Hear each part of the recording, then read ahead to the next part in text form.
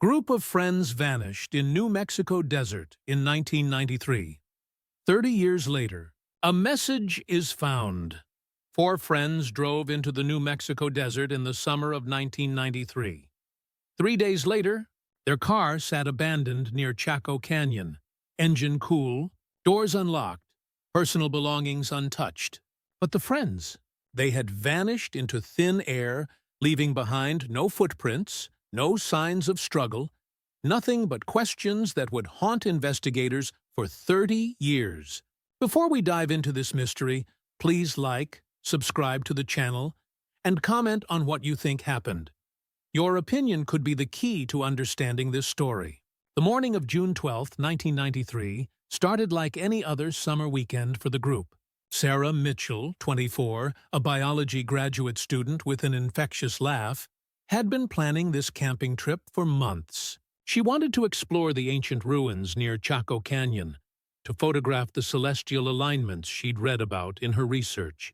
Her college roommate, a documentary filmmaker named Rebecca Torres, had encouraged her to go, to take a break from the lab and breathe the desert air. Sarah's boyfriend, Marcus Chen, 26, was a software engineer who loved the outdoors more than computer screens. His best friend since high school, David Reeves, 25, a teacher with a passion for Native American history, rounded out the group.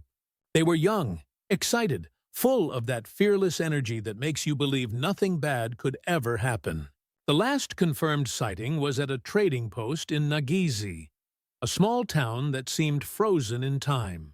The elderly woman behind the counter remembered them clearly. 4 young people, laughing, buying supplies, talking about meeting someone. A guide, she thought. Someone who knew the hidden places.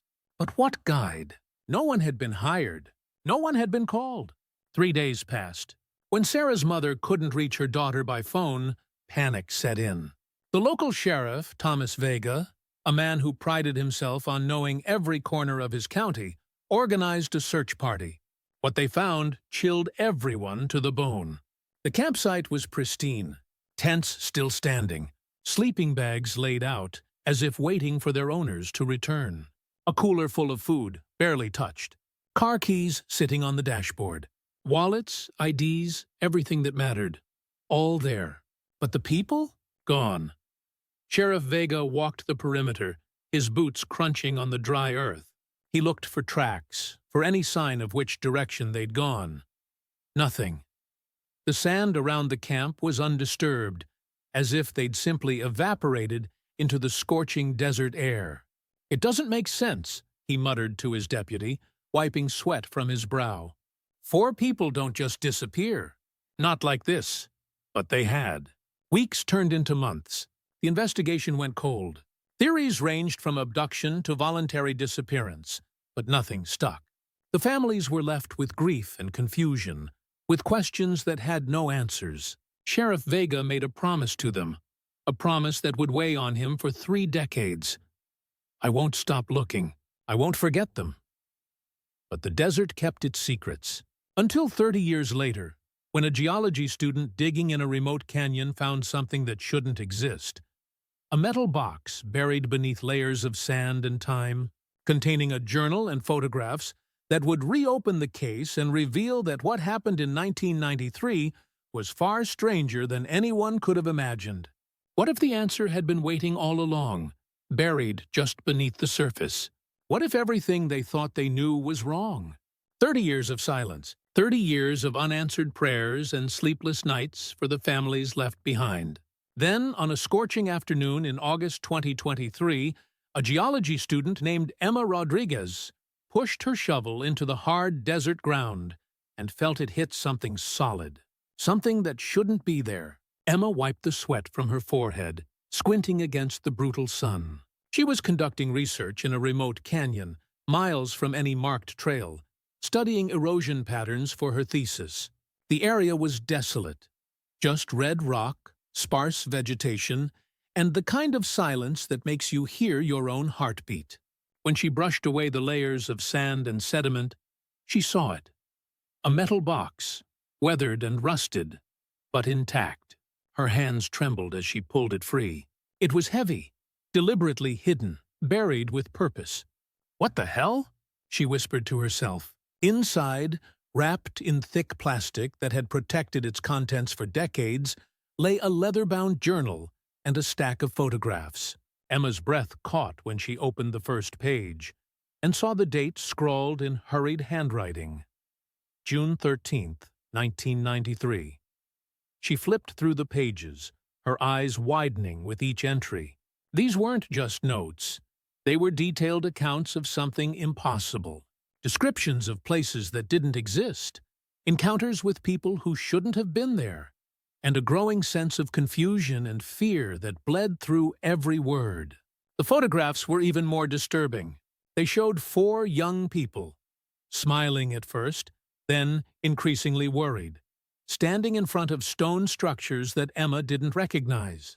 The ruins looked ancient, but the architectural style was unlike anything she'd studied.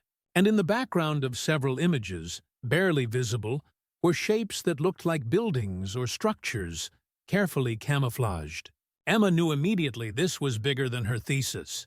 She called the local police, her voice shaking as she tried to explain what she'd found. Within hours, the box was in the hands of investigators, and within days, it reached someone who had never stopped searching for answers. Rebecca Torres was 68 now, her hair silver, her face marked by time and sorrow. She'd built a career as a documentary filmmaker, known for her meticulous investigations and unflinching pursuit of truth. But there was one story she'd never been able to tell, the story of her college roommate, Sarah Mitchell, who vanished into the desert 3 decades ago. When the call came, Rebecca was in her home office in Albuquerque, editing footage for her latest project. The detective's words hit her like a physical blow. "Ms. Torres, we've found something. Something that belonged to your friend." Rebecca's hands gripped the phone so tightly her knuckles turned white. For 30 years, she'd lived with the absence, the not knowing. Every missing person case she'd investigated since had been, in some way, about Sarah. Every truth she'd uncovered for other families was a truth she couldn't find for her own heart. "I'm coming," she said, her voice steady despite the storm inside her. "I need to see it." The journal sat on the detective's desk when Rebecca arrived. She approached it slowly, as if it might disappear if she moved too fast. When she opened it and saw Sarah's handwriting, that familiar looping script she'd seen on 1,000 study notes and birthday cards, tears blurred her vision. But as she read, tears turned to confusion, then to something closer to dread. The entries described the camping trip, the excitement of exploring Chaco Canyon. Then they mentioned meeting someone, a guide who knew about undocumented ruins, places the authorities hadn't found. Sarah wrote about deviating from their planned route, following this mysterious person deeper into the desert. Then the entries became strange. Disorientation. Time moving differently. References to the researchers they'd encountered, people in odd clothing speaking a dialect none of them recognized, and descriptions of astronomical structures, carvings, and alignments that suggested an advanced knowledge no one knew existed in that region. Rebecca looked up at the detective, her filmmaker's mind already working, already questioning. "Who else knows about this?" "Just us." For now, she nodded slowly. This was it. This was the story she'd been waiting 30 years to tell. But as she read Sarah's increasingly frantic entries, one question burned in her mind. What had her friend discovered out there? And why had it cost her everything? The investigation was about to begin again. But this time, Rebecca wouldn't stop until she had the whole truth. No matter how impossible it seemed, no matter where it led. Rebecca Torres couldn't sleep that night. The journal sat on her hotel nightstand, Sarah's words echoing in her mind like ghosts. Every time she closed her eyes, she saw her friend's face. Young, alive, full of dreams that would never be realized. At 3 a.m., she gave up trying to rest. She made coffee in the small hotel room, the bitter aroma filling the space as she opened her laptop. If she was going to do this, really investigate what happened, she needed a plan. She needed a team, And most importantly, she needed to confront the demons that had haunted her for 3 decades. Rebecca had built her reputation on cold, hard facts. Her documentaries were known for their meticulous research, their unflinching examination of evidence. But there was a wound beneath that professional exterior, a fear that gnawed at her constantly, the fear of being wrong, of being dismissed, of having her credibility destroyed. It had happened before. 10 years into her career, she'd investigated a case that seemed airtight until a key witness recanted and the entire story collapsed. Critics had called her reckless, speculative, willing to bend facts to fit a narrative. The accusation had nearly ended her career. She'd rebuilt herself slowly, carefully, never taking a risk she couldn't back up with evidence. But this case was different. This was Sarah. And the journal entries described things that seemed impossible. Time distortion, mysterious researchers, ruins that shouldn't exist. If she pursued this, and it turned out to be nothing more than the confused writings of lost, dehydrated people, she'd be finished. Every skeptic who'd ever doubted her would have ammunition. Yet how could she not pursue it? How could she let Sarah's voice, finally found after 30 years of silence, go unheard? Rebecca picked up her phone and dialed a number she hadn't called in years. It rang 4 times before a gruff voice answered. Vega. Sheriff, it's Rebecca Torres. There was a long pause. Thomas Vega, now 73 and long retired, had carried the weight of the unsolved case like a stone in his chest.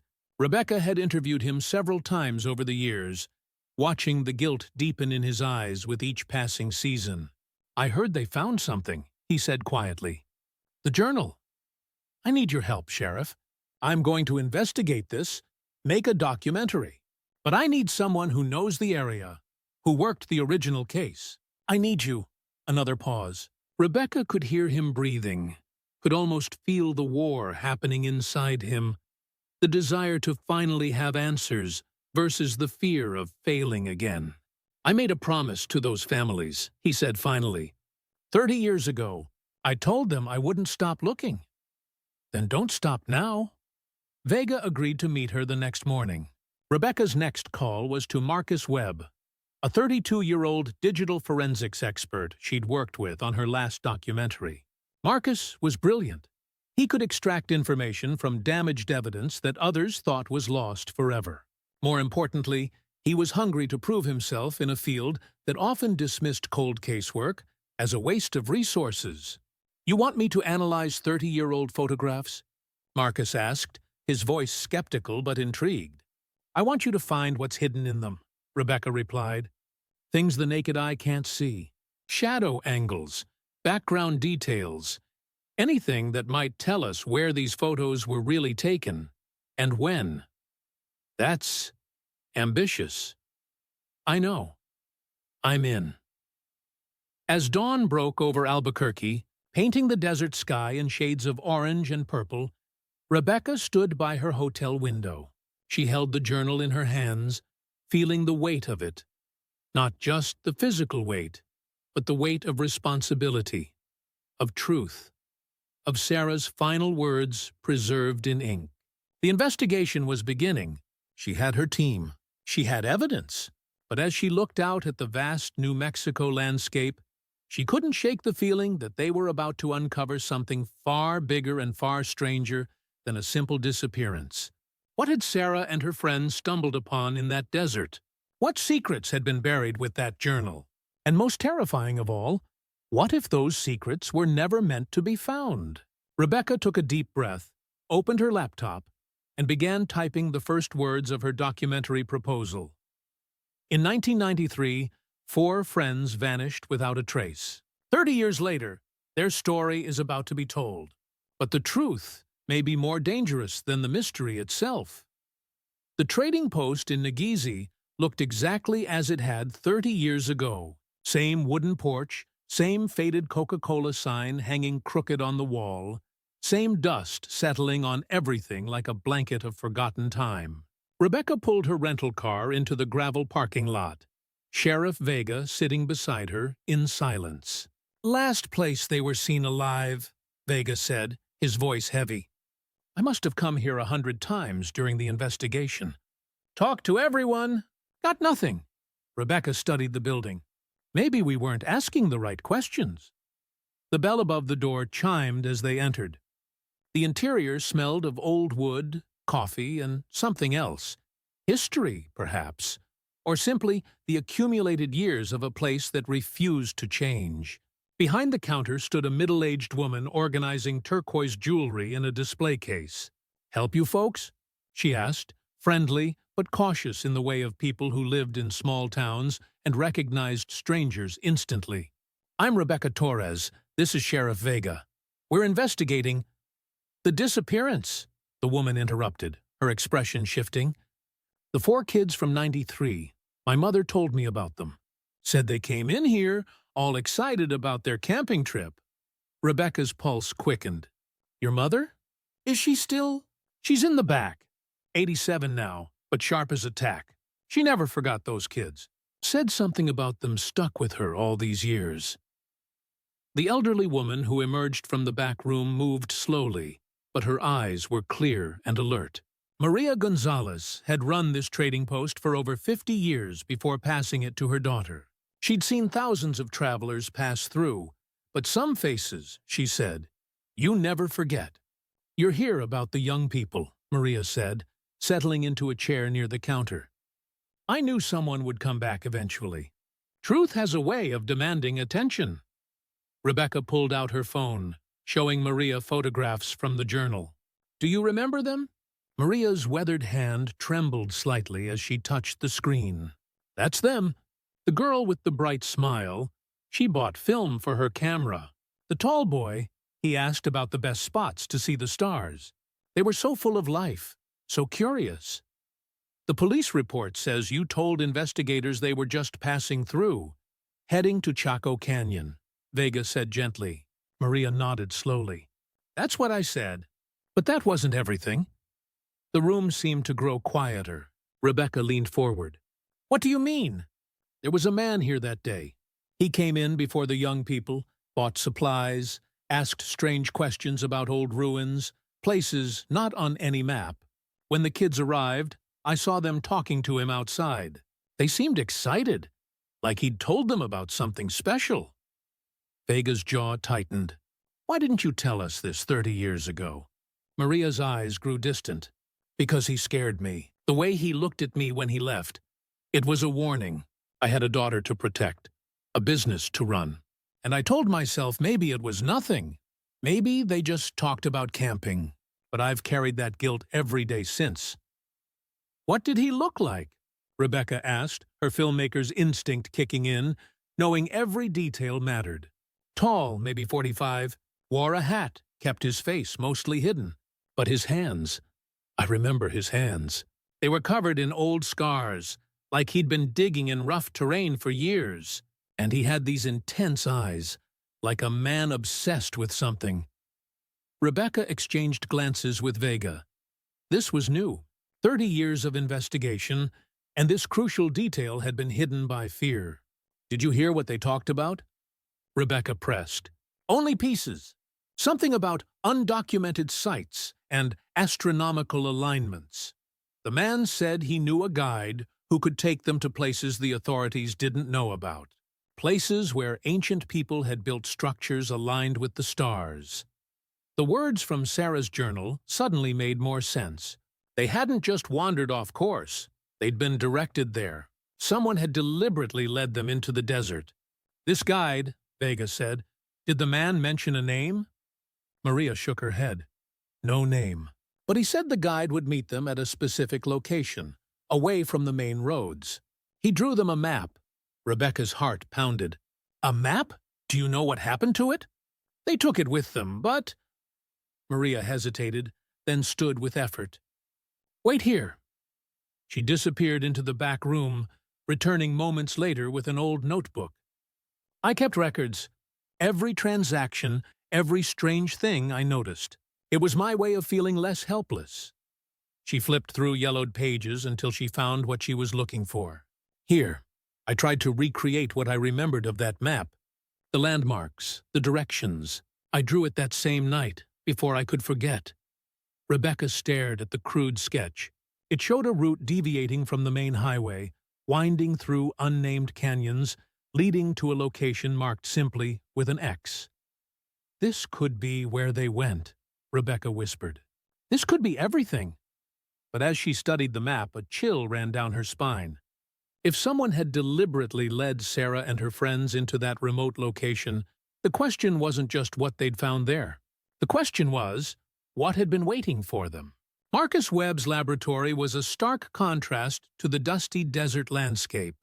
All sterile white surfaces, humming computers, and the blue glow of multiple monitors.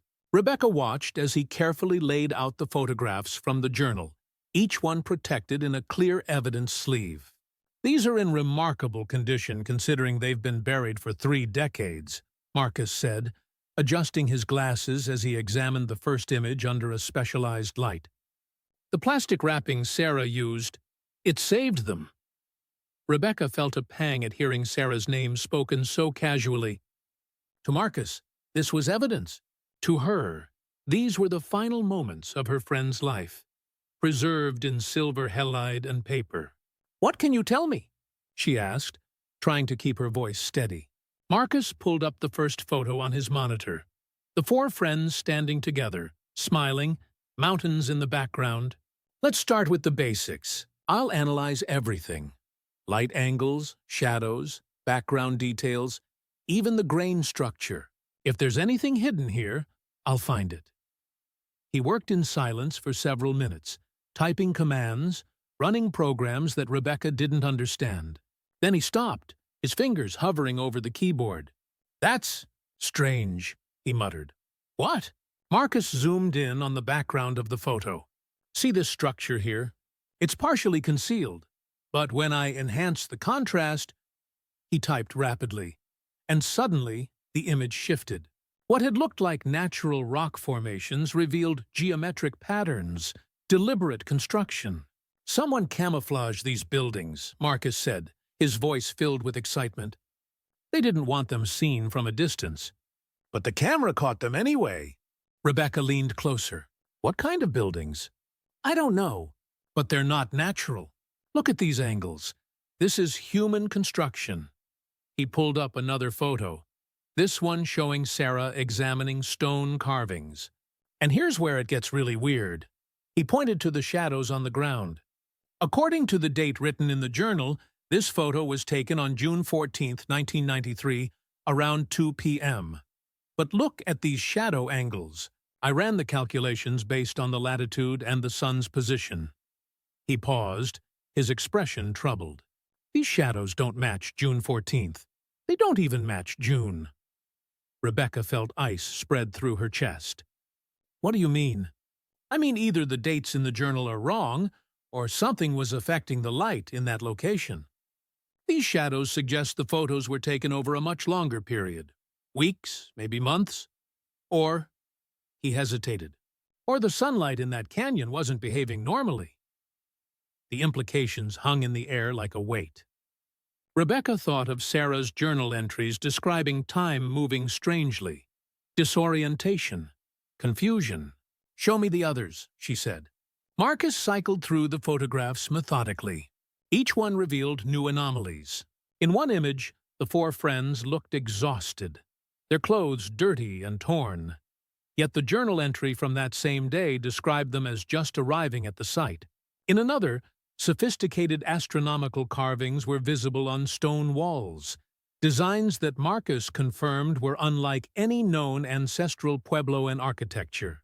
But the most disturbing discovery came from the last photograph in the stack. It showed the canyon at dusk, the stone structures visible against the darkening sky. But in the enhanced version, in the deep shadows near one of the buildings, there were shapes. Human shapes. "Someone else was there," Marcus whispered. "Look, here and here. At least 3 other people, watching them." Rebecca's blood ran cold. The researchers Sarah mentioned in her journal. Maybe, or maybe something else entirely. Marcus zoomed in further. The figures were wearing clothing that looked strange. Not modern hiking gear, but something different, almost like field research equipment from another era. He pulled up the final analysis on his main screen. "Rebecca, I need to show you something else." I analyzed the soil samples visible in the photos, cross-referenced them with geological surveys of the area. Based on the rock formations and sediment patterns, I think I can narrow down where these photos were taken. A map appeared on screen, a specific region highlighted in red. It was remote, miles from any marked trail, in an area that modern surveys showed as restricted federal land. "This is it," Marcus said. "This is where your friends disappeared." Rebecca stared at the coordinates, her mind racing. They had a location. They had evidence of others being there. They had proof that something impossible had happened in that canyon, something that defied normal explanations of time and light and space. But they also had a new, terrifying question. If Sarah and her friends had been watched, had been followed, had encountered these mysterious researchers, were those people responsible for what happened? And if so, why had they led 4 innocent young people into that remote canyon? "We need to go there," Rebecca said, her voice firm despite the fear coiling in her stomach. "We need to see this place for ourselves." Marcus nodded slowly, but his expression was worried. "Rebecca, if something in that canyon can affect light, affect time perception, affect people's sense of reality, what makes you think it won't affect us too?" It was a good question, one Rebecca didn't have an answer for. But she knew one thing with absolute certainty. She'd come too far to turn back now. Sarah's voice, silent for 30 years, was finally speaking, and Rebecca would follow it wherever it led, even into the heart of the impossible. Rebecca spent the next week digging through archives, following a thread that had emerged from Marcus's photo analysis. One of the shadowy figures in the enhanced images wore distinctive field gear, the kind used by academic researchers in the early 1990s. She needed to know who else had been in that canyon and why. Her search led her to Dr. Robert Hendricks, or rather, to what remained of his legacy. A former anthropology professor at the University of New Mexico, Hendricks had been dismissed from his position in 1992, 1 year before the disappearance. The official reason cited academic misconduct and unsubstantiated claims. But the deeper Rebecca dug, the more disturbing the story became. Hendricks had been obsessed with a theory that challenged everything mainstream archaeology accepted. He claimed there had been an advanced pre-Columbian civilization in the Southwest, one that possessed sophisticated astronomical knowledge that rivaled or exceeded that of the Maya or Aztecs. He believed they'd built hidden observatories in remote canyons, structures that had been deliberately concealed or destroyed by later peoples. The academic community had destroyed him for it. His papers were rejected, his funding cut, his reputation shredded. But Hendricks hadn't stopped. He'd simply gone underground, taking his research and his obsession into the desert itself. Rebecca sat in the university's archive room, surrounded by boxes of Hendricks's confiscated materials. His notes were meticulous but increasingly frantic. Maps covered in annotations, photographs of rock formations, astronomical charts covered in calculations. And then, buried in a folder marked Field Sites, Unauthorized, she found it. A detailed map of a canyon system that matched the coordinates Marcus had identified. Her hands trembled as she read Hendricks' notes. Site exhibits unique magnetic properties. Compass readings unreliable. Local indigenous sources report temporal anomalies. Time distortion, visual hallucinations. Must investigate further. Could prove entire theory. "Jesus," Rebecca whispered. Hendricks had known about that canyon. He'd been planning to go there. She picked up her phone and called Dr. Patricia Chen, one of Hendricks's former colleagues who had reluctantly agreed to speak with her. The woman's voice was cold when she answered. "Ms. Torres, I told you I don't want to be involved in dredging up Robert's name." "Dr. Chen, please." "I found his research notes. He knew about a specific canyon, one with unusual properties. Did he ever go there?" A long pause. What have you found?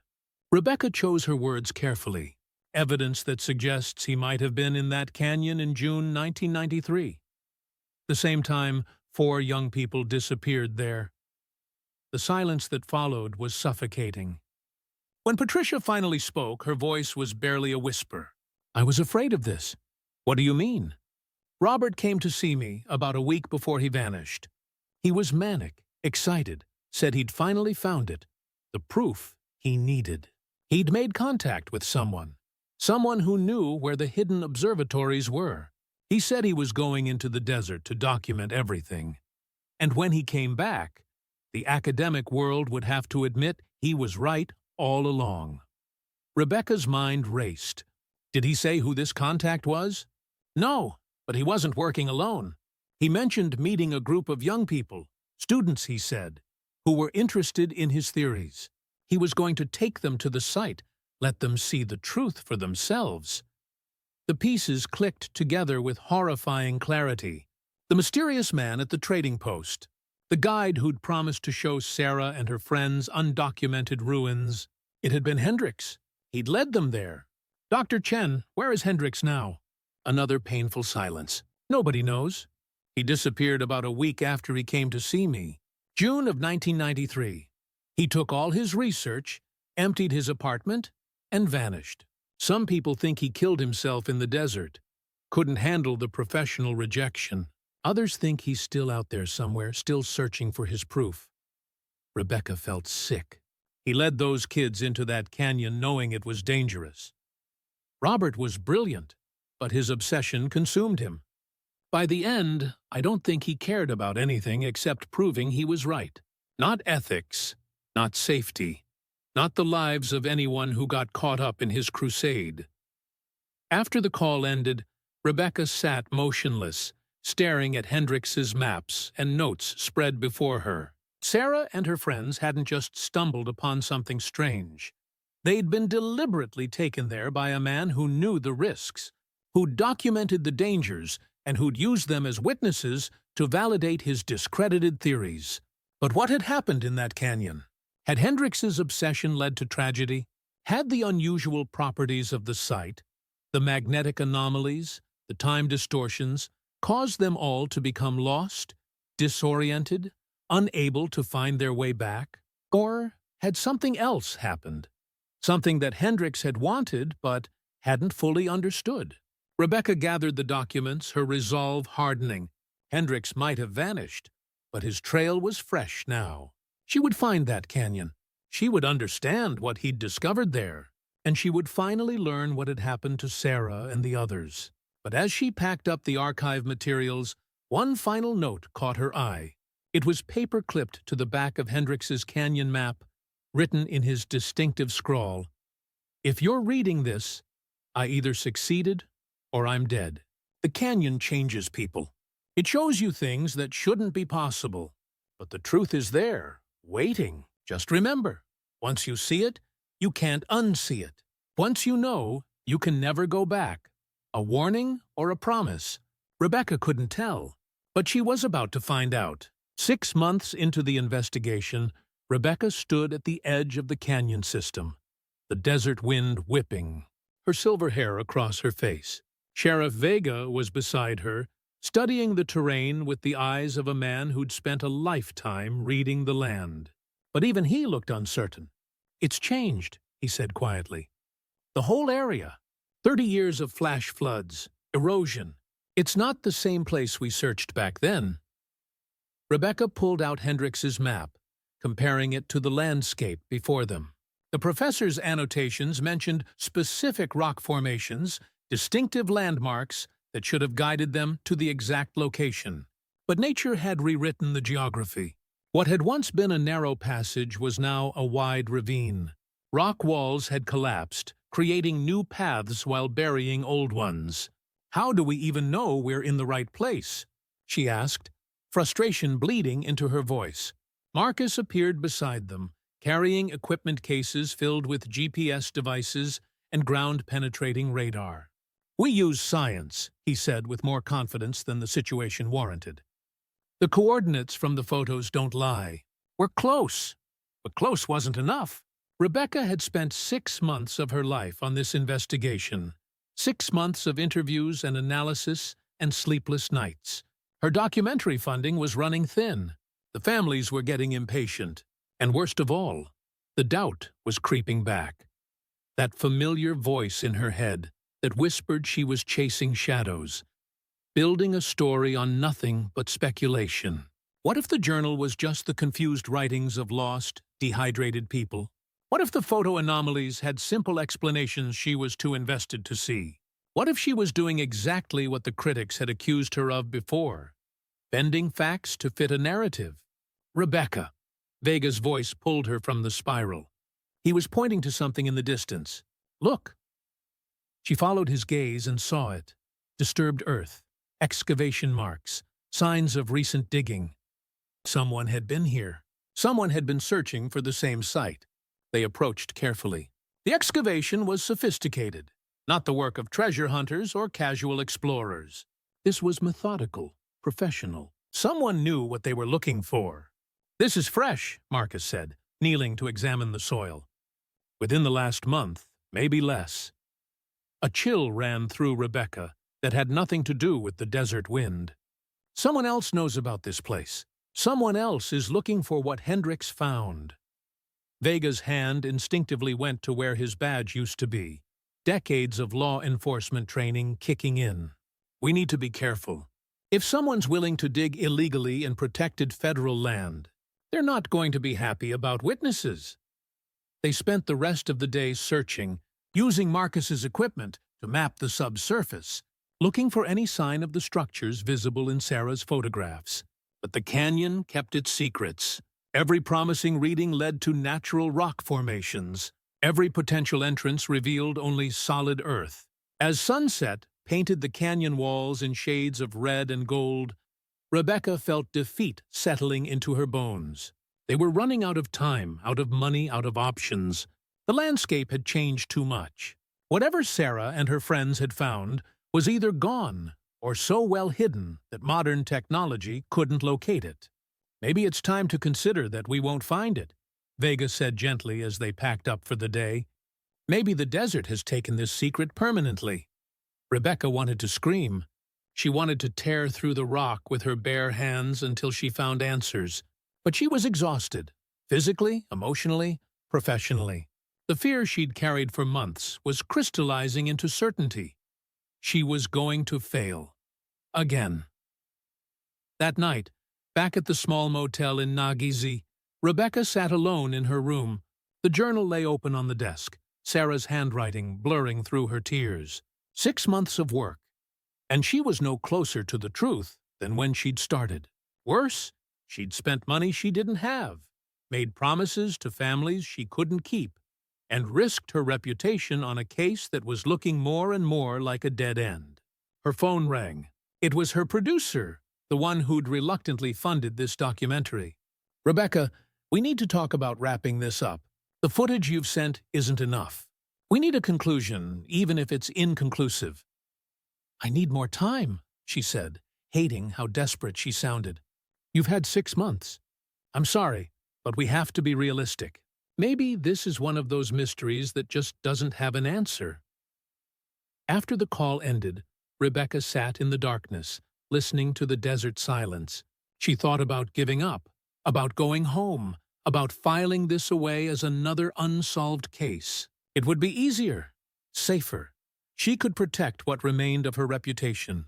But then she thought about Sarah, about the promise she'd made to herself 30 years ago, that she would never stop looking, never stop asking questions, never accept the convenient answer when the truth was still out there somewhere.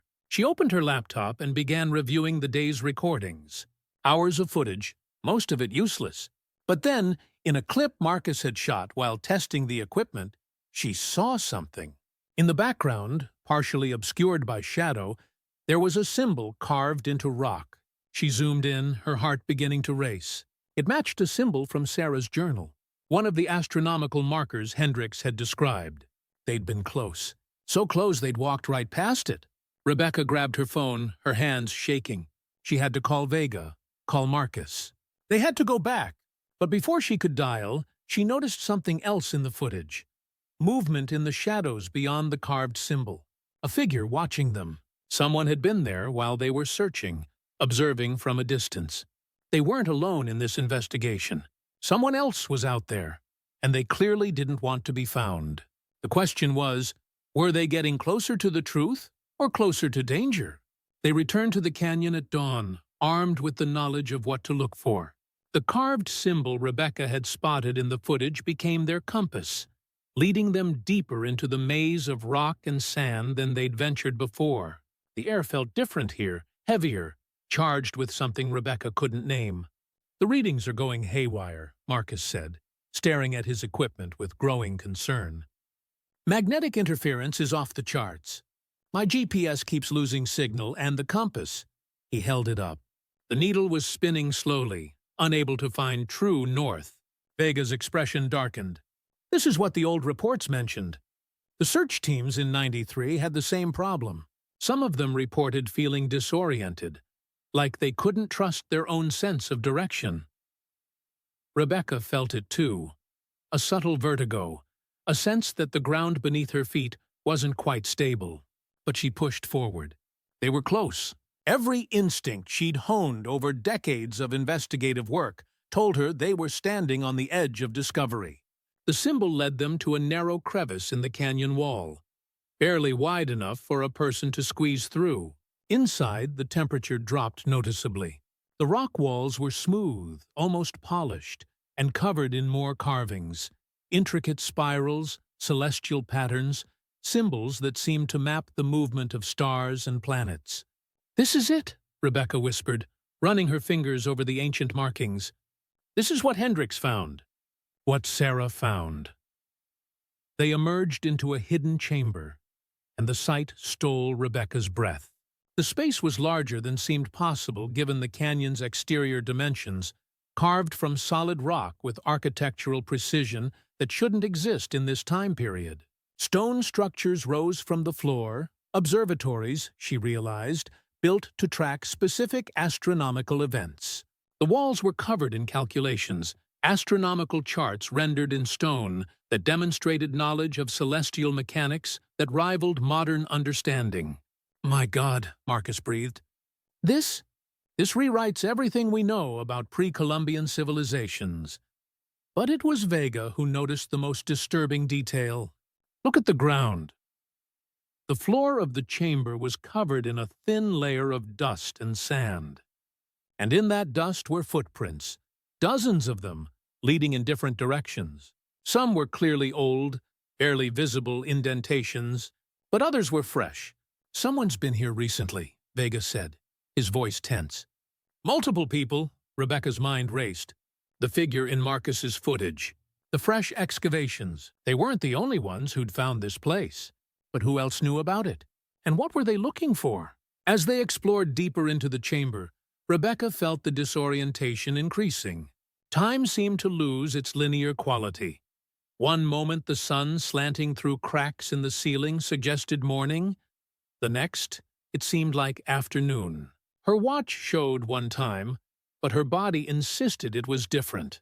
"The journal," she said suddenly, pulling it from her bag with shaking hands. Sarah described this. She said time felt wrong here, like it was moving at different speeds. Marcus was taking readings, his expression growing more troubled. "There's something about this place. The rock composition, maybe, or the way it's shaped. It's creating some kind of natural phenomenon. The magnetic fields, the way sound echoes, even the quality of light. It's all designed to disorient.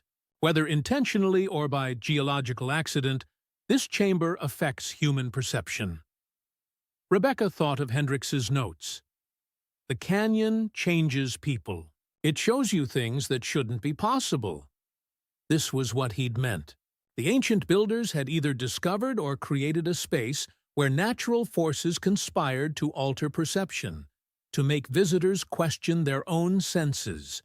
"This is why they got lost," Rebecca said, the pieces finally clicking together. Sarah and her friends came here, experienced this disorientation. They tried to document it, tried to find their way back, but in this state, confused, Unable to trust their equipment or their senses, they wandered deeper into the canyon system. Vega nodded grimly. And Hendricks? He brought them here knowing what this place could do. Maybe he thought he could control it, use them as witnesses. But it went wrong. They found more evidence as they explored. Signs of the Friends' presence. A makeshift shelter in one corner. More buried containers with documentation. And then, in a chamber beyond the main observatory, they found something that made Rebecca's blood run cold. Research equipment. Modern research equipment. Laptops, measuring devices, excavation tools, all carefully arranged, all showing signs of recent use.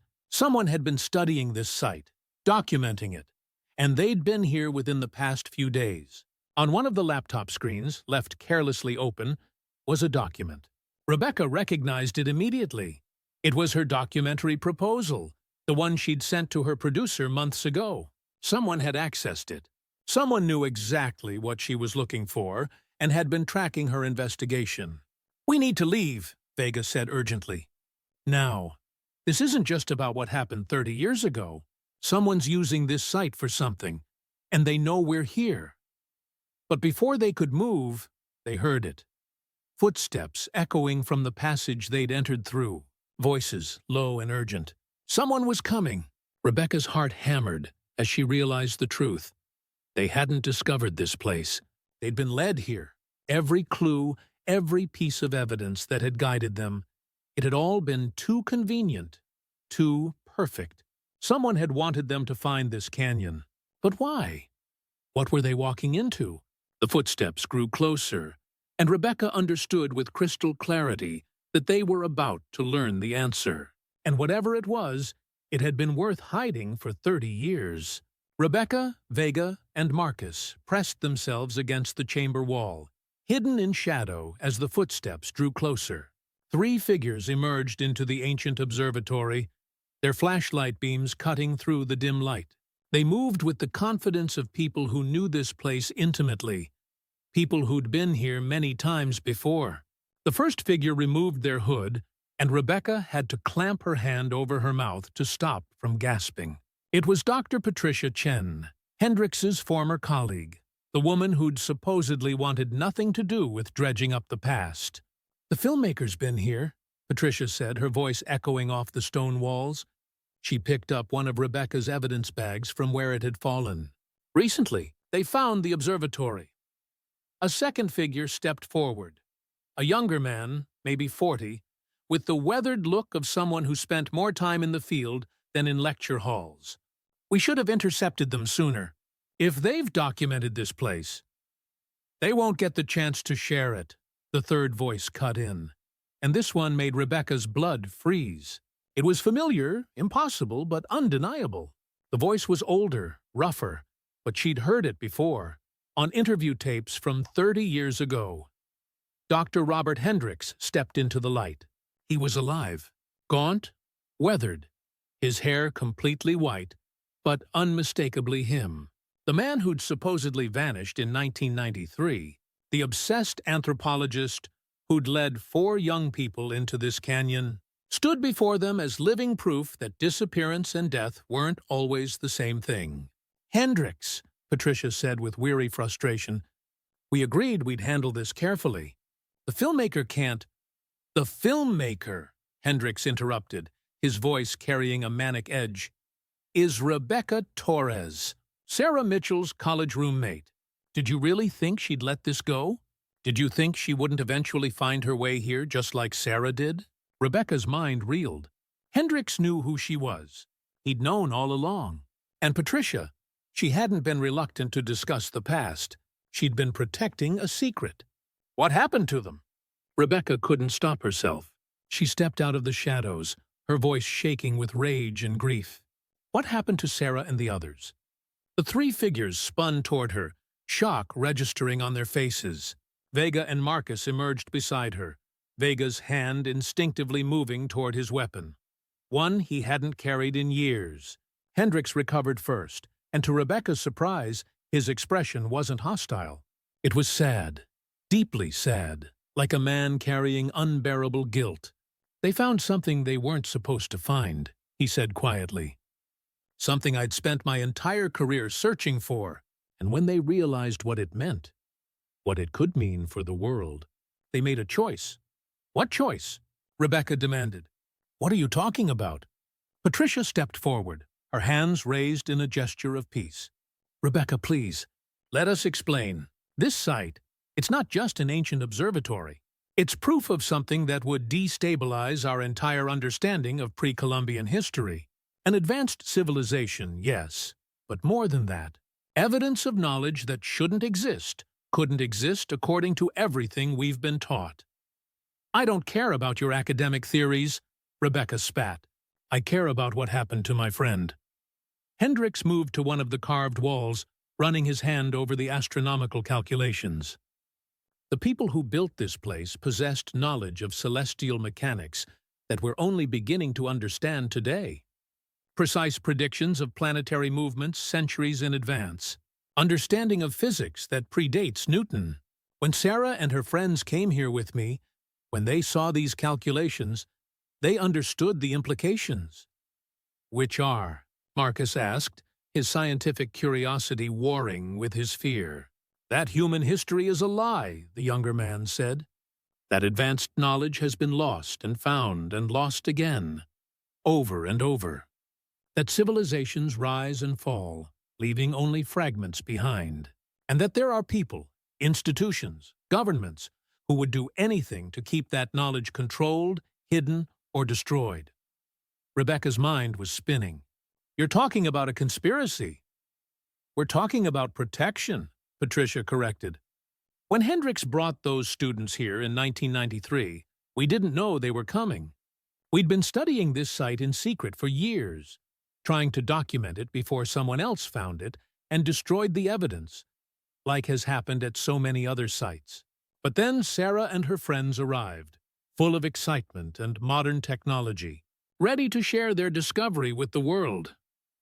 We tried to explain the danger, Hendricks continued, his voice cracking.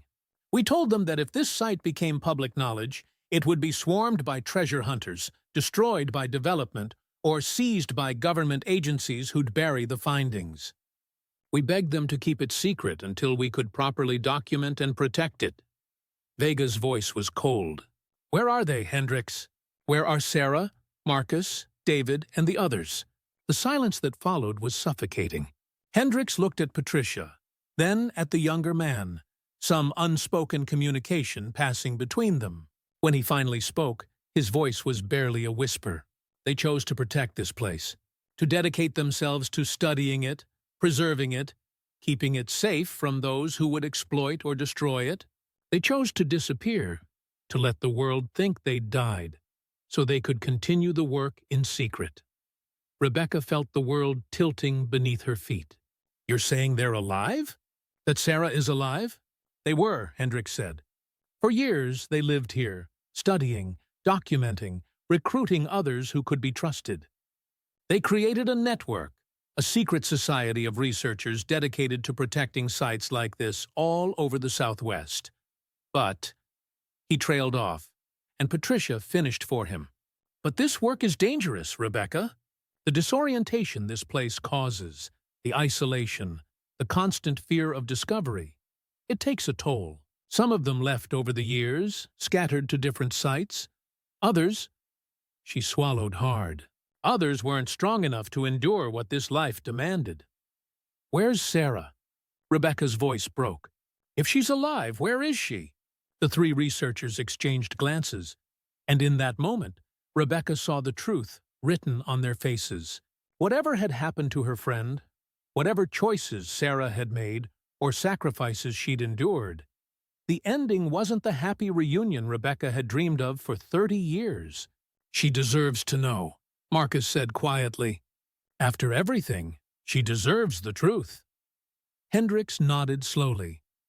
Yes, she does. But the truth, Rebecca, is complicated. And once you know it, once you understand what your friend became and what she sacrificed, you'll have to make the same choice she did 30 years ago. To share this knowledge and watch it be destroyed, or to protect it and disappear from your own life. The weight of those words settled over the chamber like a physical thing.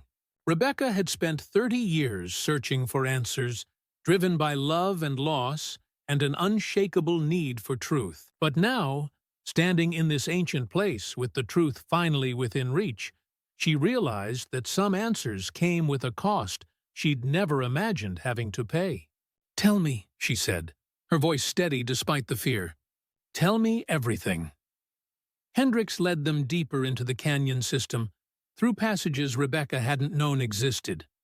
The walls here bore fresher markings, modern notations alongside ancient carvings, a palimpsest of knowledge spanning centuries. Patricia and the younger man, who introduced himself as Dr. James Whitmore, followed silently, their expressions grave. "In 1993, when I brought Sarah and her friends here," Hendricks began, his voice echoing off the stone, "I thought I was giving them a gift. A chance to be part of the most important archaeological discovery of the century. I was arrogant, desperate to prove my theories. I didn't realize I was giving them a burden they'd carry for the rest of their lives." They emerged into another chamber, and Rebecca's breath caught. This one was different, more recent, more lived in. Solar panels rigged to catch light from cracks above. Water collection systems, sleeping quarters carved into alcoves. Evidence of long-term habitation. And everywhere, everywhere, were documents, photographs, research materials documenting not just this site, but dozens of others. "This is where they lived," Patricia said softly. "Where they worked. For 5 years, the 4 of them stayed here, studying, documenting, trying to understand what they'd found." Marcus was examining the research materials, his eyes growing wider. "This is incredible." They mapped an entire network of sites across the Southwest, all connected by astronomical alignments, all showing the same advanced knowledge. "This would revolutionize our understanding of everything," Whitmore interrupted, "which is exactly why it had to stay hidden." In 1995, Sarah tried to publish. She'd had enough of hiding, of living in shadows. She contacted a journal, submitted a paper with evidence from this site. Rebecca's heart clenched. "What happened?" Hendricks's face darkened. Within 48 hours, 3 federal agencies descended on the area. They claimed environmental concerns, archaeological protection, national security. They seized everything they could find, interrogated everyone they could connect to the research. The journal editor who'd received Sarah's paper lost his job. 2 of our collaborators were arrested on fabricated charges. Sarah realized then that this wasn't about academic politics. Patricia continued, "There are forces, governmental, private, we still don't fully understand, that actively suppress evidence of advanced pre-Columbian civilizations, whether for religious reasons, economic reasons, or simply to maintain the established historical narrative. They will destroy anyone who threatens to reveal the truth." Vega had been silent, but now he spoke, his voice hard. "So she stayed hidden. She gave up her life, her family, her future, because she was afraid." "No," a new voice said from the shadows, and Rebecca's world stopped. A woman emerged from a side passage, tall, thin, her face lined with years of desert sun and hidden struggles. Her hair was gray, her movements careful, but her eyes— Rebecca knew those eyes. She'd seen them every day for 4 years of college, had seen them in her dreams for 30 years since. "Sarah," Rebecca whispered, and the name came out like a prayer and a curse all at once. Sarah Mitchell, older, weathered, but unmistakably alive, stood before her.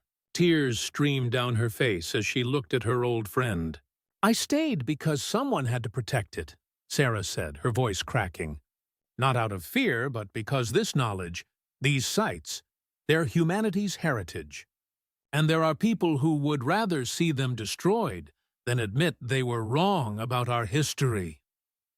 Rebecca couldn't move, couldn't breathe. 30 years of grief, of searching, of imagining this moment, and now that it was here, she didn't know what to feel. Relief? Rage? Betrayal? You let us think you were dead, she finally managed. Your mother died believing she'd lost you. Your father spent every penny he had searching. And you were here, alive, by choice? Sarah's tears fell harder. Every day I wanted to go back. Every single day. But Rebecca, if any of us had, these sites would have been destroyed. The evidence would have been buried, literally and figuratively. We made a choice to sacrifice our own lives so that someday, when the world was ready, this truth could emerge. Marcus and David? Rebecca asked, afraid of the answer. Sarah's expression crumbled. David left after 3 years. He couldn't take the isolation, the constant hiding. He tried to start over somewhere else, create a new identity. But the people who suppress this knowledge, they found him. He died in what was ruled a hiking accident in Utah in 1998. The words hit Rebecca like physical blows. And Marcus? Marcus stayed longer. He was brilliant, dedicated, but the disorientation effects of this place, the temporal distortions, the magnetic anomalies, they affected him more severely than the rest of us. By 2000, he was having episodes, losing time, unable to distinguish memory from present. We tried to help him, but... Sarah's voice broke. He walked into the desert one night and never came back. We found his body 3 months later. Vega's face was ashen. 2 dead. 2 lives destroyed by Hendrix's obsession. By my obsession, too, Sarah said fiercely. I chose this, Vega. We all did. Marcus and David chose it. We knew the risks, and we still believe, that protecting this knowledge was worth the cost. Rebecca felt something breaking inside her. Worth the cost? Sarah, you destroyed your family. You destroyed everyone who loved you. For what? For rocks and carvings and theories that might not even matter? They matter, Sarah said, moving closer. Rebecca, if this knowledge becomes public the right way, if it's protected and studied properly, it could change how we understand human potential, human history. But if it falls into the wrong hands, if it's exploited or destroyed... I don't care, Rebecca shouted, 30 years of pain exploding out of her. I don't care about your precious knowledge or your noble sacrifice. I care about the fact that you chose this over us, over me, over everyone who loved you. The silence that followed was deafening. Sarah reached out, but Rebecca stepped back. You want to know the worst part? Rebecca's voice was venomous. I built my entire career on finding truth, on solving mysteries, on giving families closure. And the whole time, my best friend was alive, hiding, choosing her work over the people who grieved for her. You made me live a lie, Sarah. You made everyone live a lie. Sarah's face was streaked with tears. I'm sorry. God, Rebecca, I'm so sorry. But if I could go back, if I could make that choice again, I'd still do it. Because this isn't just about us. It's about preserving something that matters for all of humanity. Rebecca looked at her friend, this stranger wearing Sarah's face, and felt the final piece of her hope shatter. She'd spent 30 years searching for answers, believing that truth would bring healing. But the truth was uglier than any mystery. The truth was that Sarah had chosen rocks and theories over love, over family, over the people whose lives she'd destroyed with her disappearance. I can't, Rebecca said, backing toward the passage. I can't do this. Marcus, Vega, we're leaving. Rebecca, wait, Sarah started. No, you made your choice 30 years ago. Now I'm making mine. But as Rebecca turned to leave, Hendrix blocked her path. I'm sorry, Rebecca, he said, and there was genuine regret in his voice. But we can't let you leave. Not now. Not with what you know.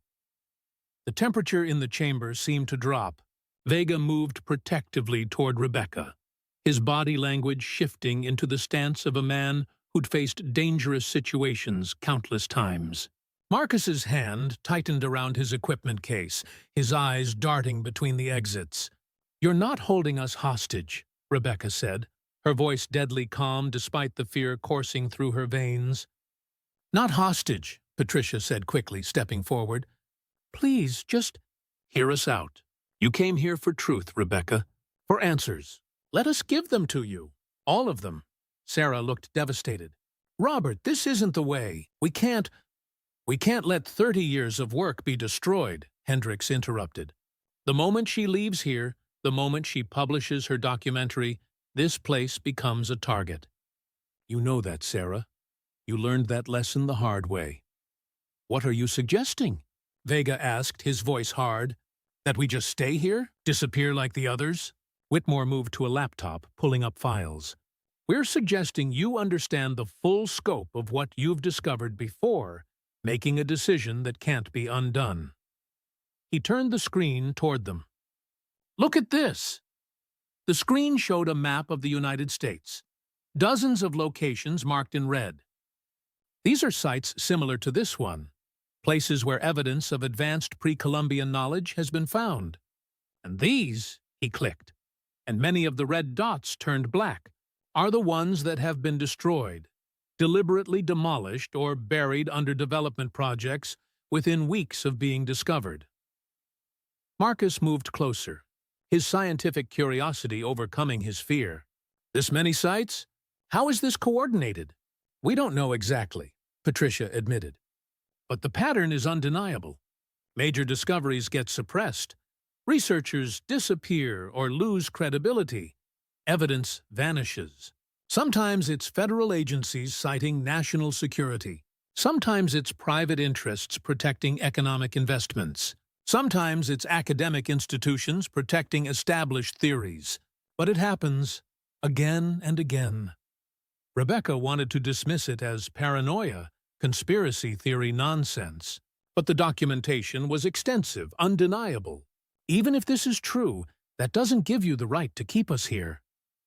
You're right, Sarah said, moving toward Rebecca. It doesn't. But Rebecca, please, just listen.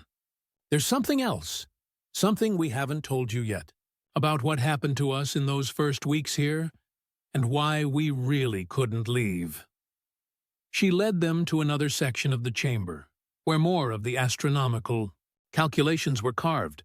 But these were different, more recent, made with modern tools. Sarah's handwriting, Rebecca realized, 30 years of her friend's work, preserved in stone.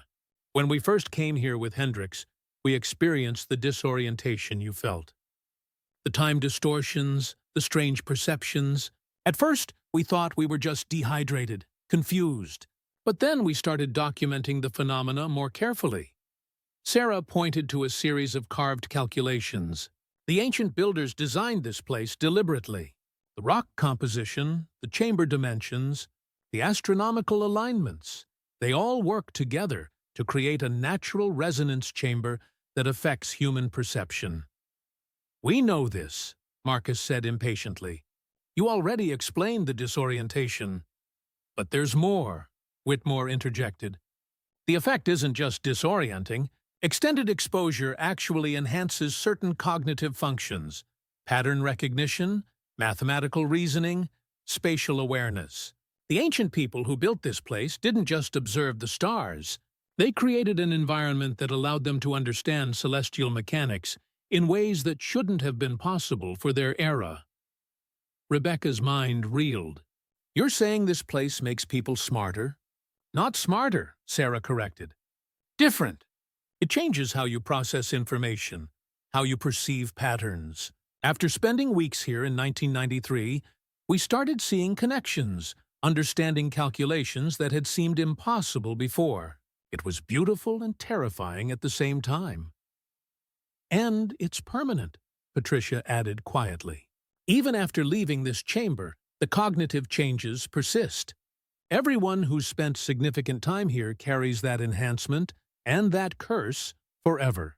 Because once you can see the patterns, once you understand the connections, you can't unsee them.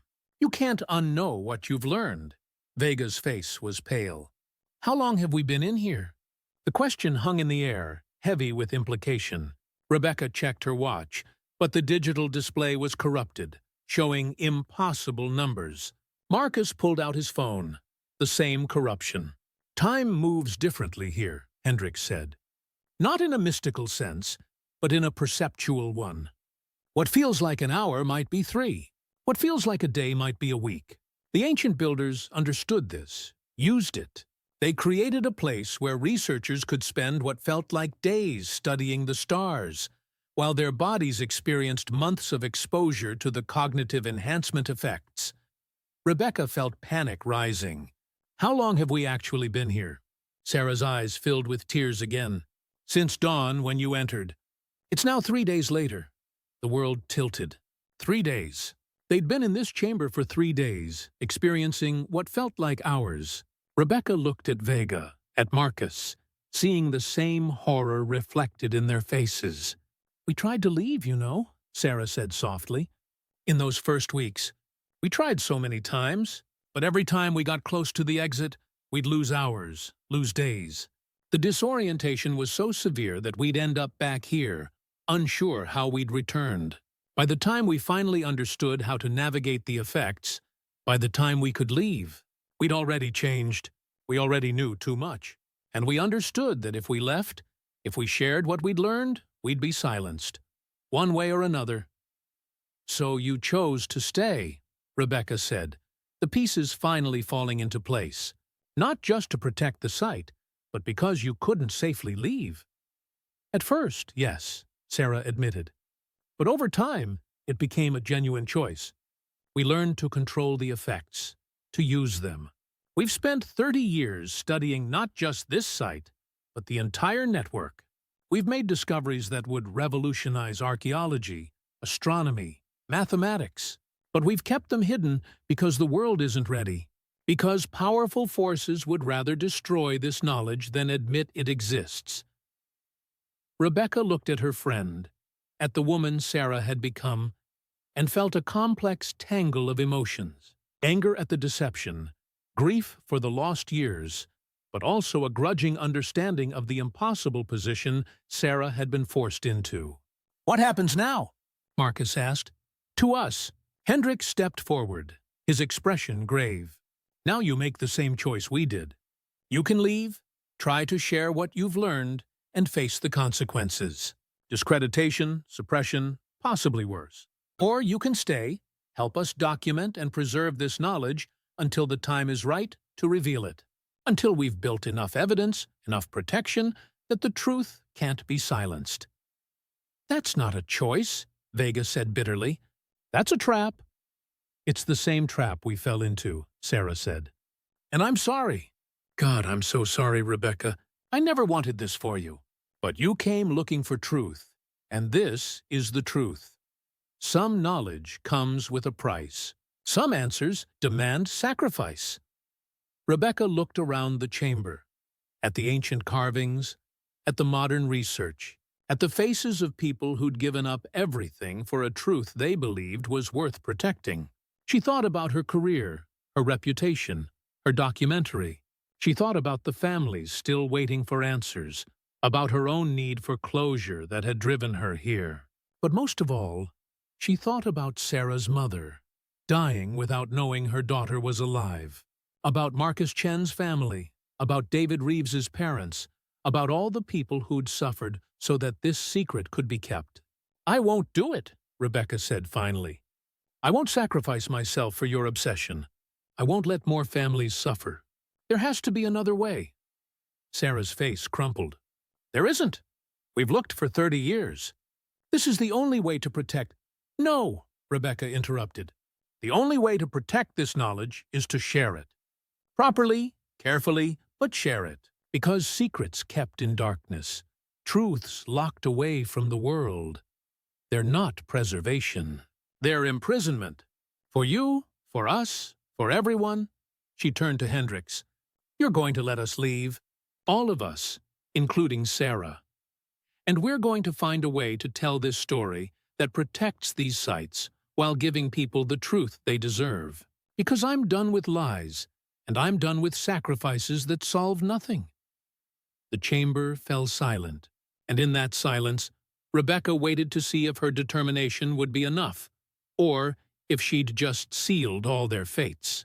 Hendricks stared at Rebecca for a long moment, and she braced herself for resistance, for threats, for anything except what came next. Maybe you're right, he said quietly. Maybe I've been wrong all along. Patricia's eyes widened. Robert, you can't be serious. Everything we've worked for. Everything we've worked for has been built on fear and isolation, Hendricks said, his voice weary. We've spent 3 decades hiding, protecting, sacrificing. And for what? The truth is still hidden. The sites are still at risk. And now we've trapped 3 more people in our paranoia. Sarah moved beside Rebecca, hope flickering in her eyes for the first time. There might be another way. Someone we never approached because we were too afraid. Someone who holds knowledge that predates even these ancient structures. The tribal elders, Vega said, understanding dawning. The indigenous communities whose ancestors have lived on this land for thousands of years. Sarah nodded. The Navajo, the Pueblo peoples, their oral histories speak of places like this. They've known about them all along, but they've kept that knowledge within their communities, protected it in their own way. We were so arrogant, thinking we were the only ones who could preserve these sites. Rebecca felt a shift in the chamber's atmosphere, as if the very walls were responding to this acknowledgement. Can you take us to them? To someone who might help us find a way forward? Within hours, they'd navigated out of the canyon system, a journey that Rebecca insisted they document carefully, proving the time distortions Sarah had described. True enough, what felt like a 2-hour hike emerged into darkness, not the afternoon they'd expected, but deep night. Her watch had reset itself, showing they'd lost another full day. The next morning, they drove to a small home on the edge of the reservation. An elderly Navajo man named Thomas B. Gay sat on his porch, and Rebecca had the distinct impression he'd been expecting them. His face was deeply lined, his eyes sharp and knowing. You've been to the canyon where time folds, he said, before any of them could speak. It wasn't a question. Sarah stepped forward, her hands trembling. Yes, we need guidance. We've kept it hidden for so long, but that hasn't worked. People have died. Families have suffered. We need to know, is there a way to protect these places while also honoring the truth? Thomas was silent for a long time, studying each of them carefully. When he finally spoke, his voice carried the weight of generations. My grandfather's grandfather spoke of that canyon, said it was a place where the ancient ones studied the sky, where they learned to read the patterns of the stars. They knew the rocks there held special properties. They called it the stone that speaks to the mind. They built carefully, deliberately, to work with those natural forces. He stood slowly, gesturing for them to follow him inside. His home was modest, but the walls were covered with star charts, some modern, others ancient reproductions. Our people have protected these sites for centuries, not by hiding them, but by understanding them. We know which places are sacred, which are dangerous, which must be approached with respect and ceremony. The disorientation, Marcus said. The cognitive effects. You know about them? We know the canyon changes those who spend time there. Sharpens some senses, dulls others. Makes you see patterns where others see chaos. It's why our people go there only with preparation, with guidance, with protection ceremonies. Thomas looked at Sarah. You went there unprepared, and it caught you. Held you, made you think hiding was the only answer. Rebecca felt pieces clicking into place. Not the cognitive enhancement Sarah had described, but simple understanding born of listening. You're saying there's a way to study these sites, to share their knowledge, without the paranoia and secrecy? The secrecy was never the answer, Thomas said. The ancient ones didn't hide their observatories from the world. They built them for the world, for anyone willing to learn. It was later people afraid of knowledge they didn't understand, who tried to bury and destroy them. He pulled out a thick folder filled with documents, photographs, research that made Sarah gasp. You've been studying them too, all this time? Our universities, our scholars, our scientists, yes. We've documented dozens of sites, studied them carefully, always with respect for what they are and what they can teach. Thomas smiled slightly. The difference is, we never assumed we were the only ones who mattered. We never let our fear of others' reactions drive us into hiding. Vega leaned forward. If you've been studying these sites openly, why hasn't the suppression Patricia described affected you? It has tried, Thomas acknowledged. But there's protection in community, in numbers, in having legal frameworks that respect tribal sovereignty and sacred sites. When you work in shadows, alone, you're vulnerable. When you work in the light, with proper protections and partnerships, it's much harder for those who fear knowledge to silence you. The simplicity of it was almost painful. Rebecca thought of Sarah, of Hendrix, of all the years wasted hiding when there had been allies, frameworks, ways to protect these sites without disappearing from the world. Can you help us? Rebecca asked. Help us tell this story in a way that protects these places while giving families the closure they deserve? Thomas considered this carefully. The story must be told with respect. Not as a conspiracy, not as a revolutionary discovery that upends everything, but as a reminder that human knowledge is older and deeper than our current civilizations remember. That indigenous peoples have preserved wisdom the academic world is only beginning to understand. He looked at Sarah. And the personal story of those who disappeared that must be told with honesty. The pain caused, the sacrifices made, the wrong choices driven by fear. Truth requires acknowledging harm, not just celebrating discovery. Sarah's tears fell silently. The families. God, the families. How do I face them? How do I tell them I chose rocks and theories over coming home? You tell them the truth, Thomas said gently. All of it. The fear, the manipulation, the way this place affected your mind, the terrible choices you made and why you made them. And then you spend whatever time you have left making amends, if they'll allow it. Rebecca reached out, taking Sarah's hand, the first time she'd willingly touched her friend since discovering she was alive. We'll tell it together, the whole truth. The mystery, the discovery, the conspiracy, the cost. People deserve to know all of it. Thomas nodded approvingly. And the sites? What will you do about them? Work with you, Rebecca said. With tribal authorities, with academic institutions that respect indigenous knowledge, with legal frameworks to establish protection, not hiding, but protecting through proper channels, through respect, through partnership.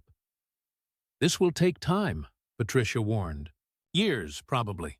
To do it right, to build the protections needed. Then it takes years, Rebecca said firmly. But no more disappearances. No more families destroyed. No more secrets that eat people alive from the inside. She looked at Sarah, at the wreckage of her friend's life, at the decades lost to fear and obsession. Some truths are worth protecting, but not at the cost of our humanity, not at the cost of love and family and connection. The ancient ones built these observatories for people to use, to learn from. They didn't build them to become prisons. Thomas smiled, a warm expression that seemed to lighten the weight they'd all been carrying. You're beginning to understand. Knowledge without wisdom is dangerous. Discovery without responsibility is destructive. But truth told with care, with respect, with acknowledgement of those who've preserved it, that can change the world without destroying it. As they prepared to leave, Rebecca knew the real work was just beginning. The documentary she'd make would be different from what she'd imagined. Not just a mystery solved, but a meditation on the cost of obsession, the importance of community, the balance between preservation and truth. But first, there was something Sarah needed to do, something that couldn't wait any longer. I need to go home, Sarah said quietly, to face the families, to tell them everything. Rebecca squeezed her hand. We'll do it together. Whatever comes next, you don't have to face it alone anymore. For the first time in 30 years, Sarah's smile reached her eyes. Thank you for not giving up, for finding me, even when I didn't want to be found. They walked out into the bright New Mexico sun, and Rebecca felt something shift. Not the cognitive enhancement of the canyon, but something simpler and more profound. The weight of 30 years of searching was lifting, being replaced by the weight of responsibility. The responsibility to tell truth with care, to seek justice with compassion, to uncover secrets without destroying the people they'd protected. The vanishing was over, but the real story, the story of what came after, was just beginning. The living room of Margaret Mitchell's home felt like a shrine to frozen time. Photographs of Sarah lined the walls: high school graduation, college acceptance letter, that final camping trip, each one a reminder of the daughter who'd never come home. Margaret was 78 now, her hair white, her hands shaking as Rebecca helped her into her chair. "You said you had news about my daughter?" Margaret said, her voice fragile with hope and fear. "After all these years, have you finally found what happened to her?" Rebecca looked at Sarah, who stood in the doorway, trembling. They'd debated this moment for weeks, how to do it, what to say, whether Margaret's heart could handle the shock. But there was no gentle way to return from the dead. "Mom," Sarah said softly, stepping into the light. Margaret's face went through a series of transformations: confusion, disbelief, recognition, and then something that broke Rebecca's heart. Pure, unadulterated joy followed immediately by devastating anger. "Sarah?" The word came out as a whisper, then a scream. "Sarah!" Margaret tried to stand, collapsed back into her chair, her breath coming in gasps. Sarah rushed forward, but Margaret held up a shaking hand. "Don't! Don't you dare touch me! Don't you dare! Mom, please!" "You're alive." Margaret's voice cracked. All these years I mourned you. I buried an empty casket. I wore black to a funeral with no body. Your father died believing you were gone, died with that pain eating him alive. And you were alive?" The raw anguish in Margaret's voice filled the room like a living thing. Sarah collapsed to her knees, sobbing. "I'm sorry. I'm so sorry. I never meant." "Never meant what?" "Never meant to destroy us. Never meant to let us believe our daughter was dead?" Margaret's hands clutched the arms of her chair, her whole body shaking. What could possibly justify this? What could possibly be worth this? Rebecca knelt beside Sarah. "Mrs. Mitchell, please let her explain." "It's complicated." "Complicated." Margaret's eyes blazed. "My daughter has been alive for 30 years while I've been dying inside, and you tell me it's complicated?" Sarah looked up at her mother, tears streaming down her face. "I got trapped, Mom. Not physically, but mentally. The place we found, it did something to us, changed how we thought. And by the time I understood what had happened, I believed, wrongly, that I couldn't come back.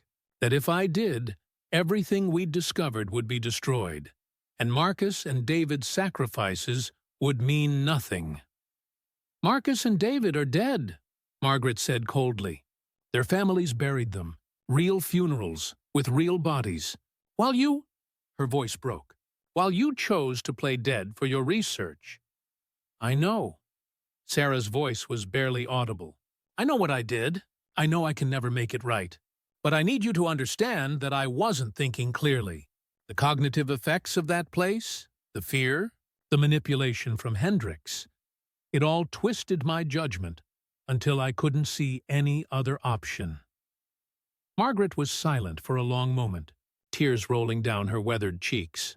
"You were my baby, my only child, and you chose to hurt me, to hurt your father, to let us live in agony because you thought your work was more important than our love." "No." Sarah shook her head violently. "I never thought it was more important. I convinced myself that I was protecting something bigger than myself. But I was wrong. God, Mom, I was so wrong. And I've lost everything because of it. Dad is gone. 30 years with you are gone. My entire life is gone, and I can never get any of it back." The silence stretched between them, heavy with decades of pain. Rebecca watched, feeling like an intruder in this moment, but knowing Sarah needed support to face this impossible conversation. Finally, Margaret spoke, her voice hollow. "What do you want from me, Sarah?" Forgiveness? Understanding? Do you want me to say it's okay? That I understand why you did this? No, Sarah said firmly. I don't want you to say it's okay because it's not. It will never be okay. I'm not here asking for forgiveness. I don't deserve it. I'm here because you deserve the truth. You deserve to know what happened, all of it, and to decide for yourself what that means. Margaret closed her eyes, fresh tears seeping through her lids. Tell me then. Tell me everything. Every reason, every choice, every moment you chose to stay gone while I was dying inside. Sarah did. For 3 hours, she told her mother everything. The discovery, the disorientation, the cognitive effects, Hendrix's manipulation, the deaths of Marcus and David, the suppression of archaeological sites, the fear that had paralyzed her. She told her about the years spent in the canyon, the research, the growing understanding that she'd made a terrible mistake, but felt it was too late to undo. She told her about the loneliness, the regret, the nights spent crying for the mother she'd abandoned. She told her about seeing her father's obituary online. She'd broken her own rules to search, just once, and the breakdown that followed. The weeks where she couldn't function, could barely breathe under the weight of what she'd done. And she told her about Rebecca finding her, about being forced to face the consequences of her choices, about finally understanding that no discovery, no matter how important, was worth the cost of love. When Sarah finished, Margaret sat motionless, her face unreadable. Then, slowly, she stood. Sarah remained on her knees, her head bowed, waiting for judgment. Margaret walked to a bookshelf and pulled down a photo album. She opened it to a specific page and held it out. Do you remember this? It was a photo of Sarah at 7, gap-toothed and grinning, holding up a science fair trophy. You were so excited about that project. You'd discovered something about plant growth, and you couldn't stop talking about it. You said, "Mom, when I grow up, I want to discover things that help people understand the world better." Sarah nodded, unable to speak through her tears. You became exactly what you wanted to be, Margaret continued, her voice breaking. A discoverer, a scientist, someone who found important truths. But you forgot the second part, the helping people part. You forgot that discovery means nothing if it comes at the cost of the people who love you. I know. Margaret set the album down. I can't forgive you. Not yet. Maybe not ever. The pain you've caused is too deep, too wide. Your father died with a broken heart, and I can't forgive you for taking that from him, from us. Sarah's shoulders shook with sobs. I understand. But, Margaret said, and Sarah looked up through her tears. But you're my daughter, and despite everything, despite the anger and the pain and the betrayal, I never stopped loving you. I never could. Margaret's hand, shaking violently, reached out and touched Sarah's hair, the way she used to when Sarah was a child. You're alive. My baby is alive, and that matters, even though I'm furious with you, even though I may never fully forgive you. You're alive, and for now, that has to be enough. Sarah reached up and held her mother's hand, and they stayed that way for a long time, connected by love and pain in equal measure. Rebecca quietly stepped out of the room, giving them privacy for a reunion that was both a miracle and a tragedy. Outside, Vega was waiting. How did it go? As well as could be expected, Rebecca said, wiping her own tears. Which is to say, terribly and beautifully at the same time. They still had to face Marcus Chen's family and David Reeves's parents. More pain, more anger, more consequences that could never be fully resolved. The documentary Rebecca would make would capture all of it. The discovery, the obsession, the costs, the impossible choices, and their devastating impacts. But it would also show something else. That truth, no matter how painful, was better than the absence of it. That closure, even when it brought more questions than answers, mattered. That the people left behind deserved to know, to understand, to make their own choices about what forgiveness and healing might look like. The vanishing had ended, but the healing, if healing was even possible, was just beginning. And it would take far longer than 30 years of disappearance to repair what had been broken. Some wounds, Rebecca understood now, never fully heal. But knowing the truth about them was still better than living with their festering mystery forever. 18 months after finding the journal buried in the desert sand, Rebecca Torres stood in a screening room filled with family members, journalists, and archaeological experts. Her documentary was about to premiere, and her hands wouldn't stop shaking. The film she'd created wasn't the one she'd imagined when she started. It wasn't a simple mystery solved, a triumph of investigative journalism, or a feel-good story of reunion. Instead, it was something far more complex and painful, a meditation on obsession, the cost of discovery, and the impossibility of undoing certain choices. Sheriff Thomas Vega sat in the front row, retired but vindicated. Beside him was Marcus Webb, whose forensic work had been crucial, but who now understood that some truths required more than technology to uncover. And in the back, trying to remain inconspicuous, sat Sarah Mitchell, wearing dark glasses despite the dim room.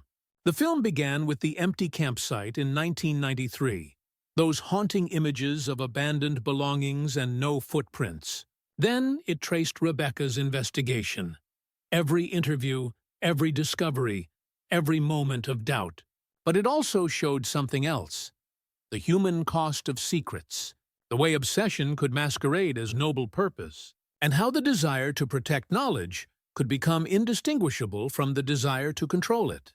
The documentary revealed the canyon and its properties, but carefully, respectfully, working with tribal authorities to ensure the site would be protected rather than exploited. It showed the astronomical structures, the evidence of advanced pre-Columbian knowledge, but framed within indigenous wisdom that had preserved such sites for centuries. And it showed Sarah, alive, broken, trying to make amends for choices that could never be unmade. When the film reached the reunion with Margaret Mitchell, Rebecca heard sobs throughout the room, the raw pain on Margaret's face, the devastation in Sarah's voice. Nothing was softened, nothing made easier for the audience. This was truth in its most uncomfortable form. The documentary explained the cognitive effects of the canyon, the way Hendricks had manipulated young people's curiosity into a trap, the deaths of Marcus Chen and David Reeves. It named the agencies and institutions that had suppressed similar discoveries, providing evidence while acknowledging the complexity of preservation versus public knowledge. But most importantly, it asked questions rather than providing neat answers. What was the right way to protect sites of immense historical value? How did we balance the family's right to truth with the deceased's choices, however misguided? When did the pursuit of knowledge become harmful obsession? And what did we owe to those who'd sacrificed everything, wrongly, for what they believed was a greater good? As the final credits rolled, dedicated to Marcus Chen and David Reeves, and to all those lost to obsession, the room remained silent. No applause, just the weight of understanding that some stories don't have happy endings, only true ones. Rebecca stood to face the audience, her heart pounding. I know many of you came hoping for closure, for a simple explanation of what happened 30 years ago. But the truth is never simple, and closure is something we create ourselves, not something that's given to us. Margaret Mitchell stood slowly, her face aged beyond its years. My daughter is alive, and I'm grateful for that. But I've also learned that she's alive because she chose her work over her family, over the people who loved her. Ms. Torres's film doesn't give me peace, it gives me truth. And I suppose that's worth something, her voice cracked. But it doesn't bring back the 30 years I lost. It doesn't bring back my husband, who died believing his child was gone. Some wounds don't heal, no matter how much truth you pour into them. Sarah stood then, removing her glasses, letting everyone see her tear-stained face. Mrs. Chen, Mr. and Mrs. Reeves, I know you're here. I know my words mean nothing against your loss. Marcus and David died because of choices I influenced, because I was so caught up in protecting a discovery that I lost sight of protecting the people I loved. David Reeves's mother, elderly and frail, stood with help from her daughter. You took my son from me. You let him believe your work was worth dying for, and he trusted you. That trust killed him. I know, Sarah said, her voice breaking. I carry that every day. I will carry it until I die. And even then, it won't be enough. The room erupted in emotion, anger, tears, questions shouted across the space.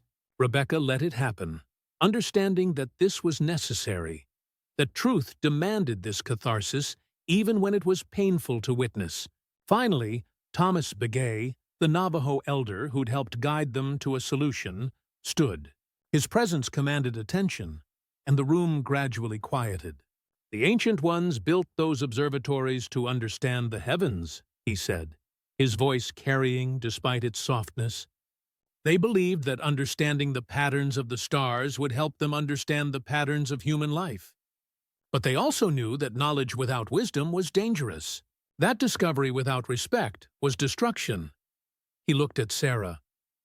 You discovered something remarkable. You helped document knowledge that can benefit all humanity. But you did it in a way that honored no one. Not your family, not your friends, not even the ancient people whose work you claim to protect. You let fear and obsession guide you instead of wisdom. Then he looked at the families. And you have every right to your anger, to your pain. But holding on to that pain as your only truth will destroy you the way obsession destroyed her. The Ancient Ones also taught that we must find balance between remembering and living, between honoring the dead and continuing forward. He sat down, and his words lingered like smoke in still air. In the weeks that followed, the documentary sparked national conversation. Academic institutions partnered with tribal authorities to properly study and protect the canyon site and others like it. New frameworks were established for handling discoveries of historical significance while respecting both indigenous knowledge and family rights. Sarah spent her remaining years working with these initiatives, trying to make amends through action since words were insufficient. She never stopped trying to repair her relationship with her mother, though Margaret never fully forgave her. Some wounds, they both understood, were too deep. Rebecca's career was transformed by the documentary, but not in the way she'd expected. She became known not for solving mysteries, but for telling difficult truths. Stories where there were no heroes, only humans making choices they believed were right, and living with the consequences. The canyon itself became a protected site, studied carefully under tribal supervision. The cognitive effects were better understood, the astronomical structures properly documented. The knowledge Sarah and her friends had tried so desperately to preserve was finally shared with the world, but in a way that honored rather than exploited it. But what stuck with Rebecca, what kept her awake some nights, was something Thomas Begay had told her privately after the screening. You asked me once if some secrets are worth the cost of keeping them, he'd said, and I'll tell you what my grandfather told me. The most dangerous secrets aren't the ones we keep from others. They're the ones we keep from ourselves, the lies we tell to justify our choices, the stories we create to make ourselves the heroes of our own lives. Rebecca thought about that often, about Sarah's self-deception, about Hendrix's obsession, about her own drive to uncover truth, sometimes overriding compassion. She thought about how easily the desire to do good could become the justification for doing harm. 3 years after the documentary premiered, Rebecca visited Margaret Mitchell one final time. The old woman was in hospice, her body finally giving out after years of carrying impossible weight. Is she coming? Margaret asked weakly. Sarah?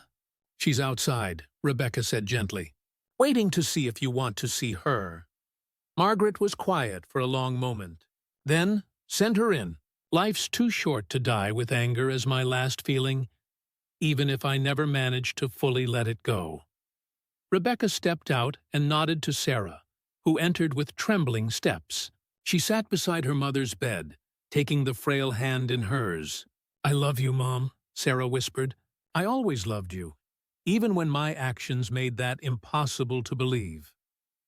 "I know," Margaret said, her voice barely audible.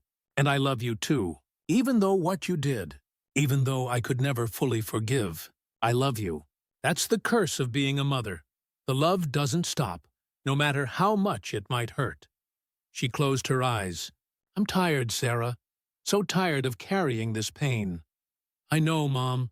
You can rest now. I've got it from here. I'll carry it for both of us." Margaret died 2 hours later, her daughter holding her hand, both of them crying for the 30 years they'd lost and the brief years they'd struggled to reclaim. Rebecca's final entry in her own journal, written the night of Margaret's funeral, captured what she'd learned from the investigation that had consumed 18 months of her life and changed everyone it touched. The vanishing happened in 1993, but its echoes rippled forward for 3 decades, touching countless lives, destroying some and altering others forever. Sarah Mitchell and her friends thought they were protecting important knowledge, but they were really just running from the consequences of their choices. We all tell ourselves stories to justify what we do. We call our obsessions passion, our fear caution, our selfishness sacrifice. But the truth, the real truth, is that every choice has a cost, and we rarely know if it's worth paying until it's far too late. The canyon where time folds taught us that perception can be altered, that what feels like hours can be days, that our minds can deceive us in profound ways. But the bigger deception was the one we create ourselves, the belief that some truths are worth any price, that some discoveries justify any sacrifice. In the end, the real mystery wasn't what happened to 4 young people in the desert. It was how they convinced themselves that abandoning everyone who loved them was an act of courage rather than cowardice. How they mistook isolation for protection, secrets for preservation, and obsession for purpose.